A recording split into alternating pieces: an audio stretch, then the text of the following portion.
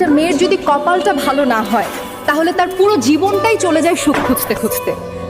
সেই মেয়েটাকে আর আলাদা করে ধৈর্য শেখানোর কোনো দরকার নেই, কারণ জীবনই তাকে প্রতিদিন একটু একটু করে ধৈর্যশীল, সহনশীল আর শক্ত হতে শিখিয়ে দিয়েছে।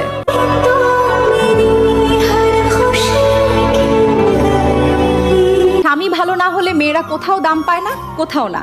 আর যেখানে স্বামী দাম দেয় না সেখানে শ্বশুর বাড়ির মানুষগুলোর থেকে দাম চাওয়াটাও বিলাসিতা মাত্র। আজকাল মেয়েরা সংসার ধরে রাখতে নিজের আত্মসম্মান বিকিয়ে দেয়, তবুও সংসার নামে এই নাটকের নায়িকা হয়েও তাকে প্রতিদিন খলনায়িকার মতো বিচার করা হয়। একটুখানি ভুল করলেই দোষ, তার কিন্তু সহ্য করা হাজার কষ্টের জন্য কোনো করতালি নেই। এই সমাজে মেয়েরা ভালো থাকলেই প্রশ্ন ওঠে, আর কষ্টে থাকলে সবাই চুপ।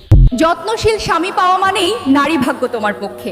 যে পুরুষ তোমাকে শোনো বোঝে সময় দেয় সে শুধু সঙ্গী নয়, তোমার জীবনের আশ্রয়। যে সম্মান দেয়, বিশ্বাস রাখে আর স্বাধীনতাকে শিকলে নয় বরং রাজ্য বানায়, সেই তো আসল পুরুষ। তখন ছোট ছোট সুখও বিস্ফোরণের মতো আনন্দ দেয়। যত্নশীল সঙ্গী মানে শুধুই ভালোবাসা নয়, বরং প্রতিদিনই নিজের ভাগ্য নিজের হাতে ধরা।